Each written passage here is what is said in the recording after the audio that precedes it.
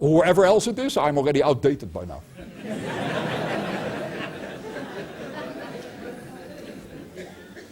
In my rooms of my children and my grandchildren, there are also pictures there of the Chafetz Chaim, of Maimonides, of Rashi.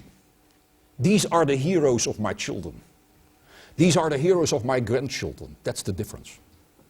You have to create heroes in the eyes of your children. People they want to live up to. People they want to be like. Not Elvis Presley, but Lahavdil Rashi, Maimonides, the Chazonish, Rav Kook, Heschel. These are the pictures. We are doing it the wrong way. We Jews have so much to offer. And let me just therefore make the following points.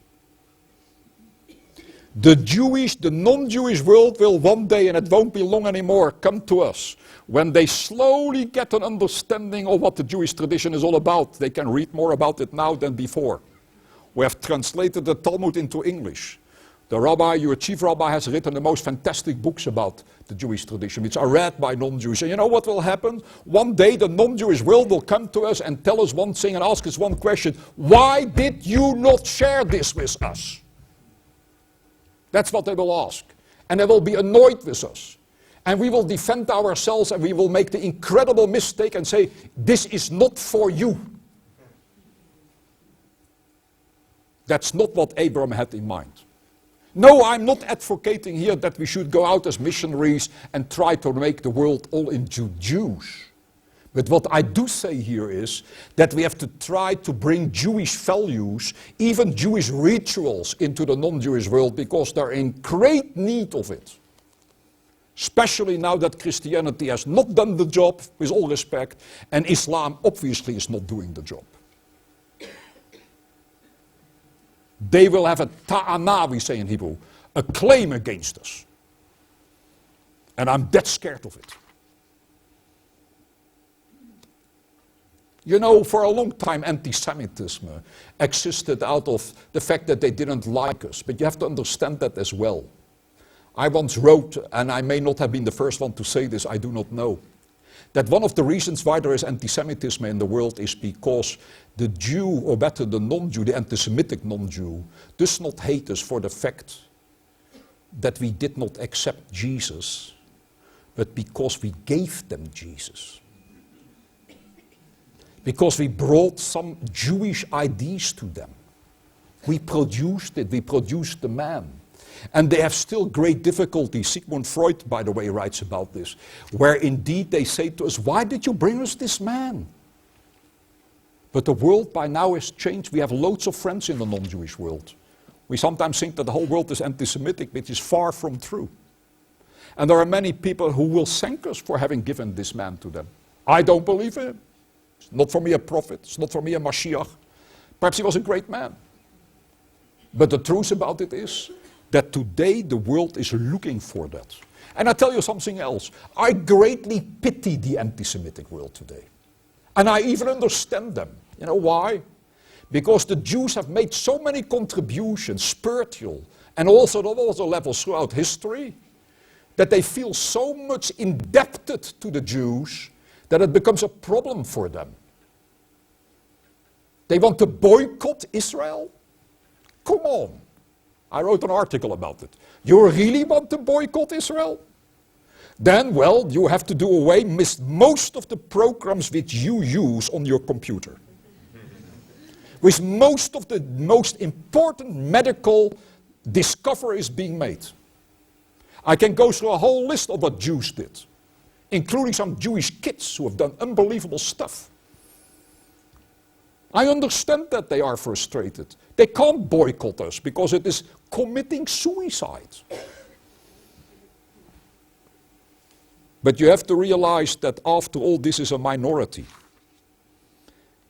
We have to make the Jewish religion into a kind of universal religion, without going out and trying to convert them into the Jewish tradition in the full sense of the word. They need Shabbat. This whole world today where there's not even a Sunday anymore. is a disaster on most people. They need a day of tranquility, a day when they don't use their computers and they don't use their cars and they are at home and they sing songs, their songs with their children. I don't mind if it is on Friday or on Sunday, but they need a day like that, and they need to understand that sometimes you have to put all the instruments aside, close them off, like we do Friday night when we light the candles, and leave it like that for 24, 26 hours. They need Pesach. Because Pesach is a reminder that all men are able to get out of slavery. They can get out of their Yetzer Hara, we say in Hebrew, out of the evil inclination. They should all eat matzahs. You know what a matzah is? Or better, you know what chametz is? Bread? It is an arrogant matzah. Because it is basically a blown up matzah with just hot air inside. And that is the Yetzer Hara, as the rabbis say. It is hot air. They need Sukkot. Why? Because the Sukkah stands for this idea that the world is an insecure place, but inside it is warm and you can live there. They need no doubt Taharat HaMishpacha, purity, family purity, where people just don't give in every moment to their sexual desires, but they can hold back to learn how to deal with such urges. They need something of kashrut. You don't eat everything. You don't fall on things just like that. You have to be careful what you eat. It has to do with human dignity.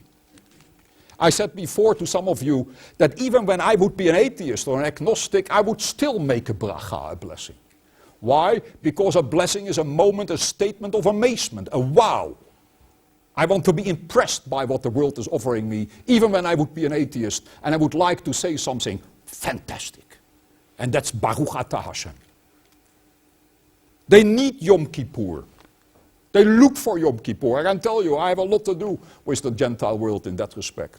They ask me constantly, why don't we have Shabbat? Not so long ago I spoke about it, and one of them came up, or some group came up to me and says, why do we not have Shabbat? I said, you are asking this question nearly 2,000 years too late. You know what? They even need Shemitah. We have just had the Shemitah year in Israel, where we don't plow the land. I would like to see something else. I would like to have this kind of law universal. Not all on the same time. But I would like to have a Shemitah year on the production of products. We overproduce. We should stop 1 year producing more computers, more sophisticated ones. By the time I bought one, it's already outdated. And this is true about cars, it is true about all those things. All what is happening now is inflation and with the finances, a lot to do that we keep on producing, and we can't keep up with it. It would change our whole economy. Let me finish with this. Limud is great, but it is not great enough. You know why? There needs to be a limud about the Jewish tradition for Gentiles. Birthright is a fantastic thing, but it is not great enough. There needs to be a birthright for non-Jews about the Jewish tradition, about Israel. We have to lift the Jewish tradition out of its confinement and say to the world, here is something. Adopt something of it. A little bit of Shabbat, a little bit of Yom Kippur, a little bit of Taharat HaMishpacha. That's what they are looking for, my friends. That's what they are waiting for us for. And we have the responsibility to carry this through. And that's why I say that this is still a little bit of wishful thinking. I'm aware of that. It is a little bit of Jules Verne. But I will meet you in another 100 years, and I will tell you, you see, I was right.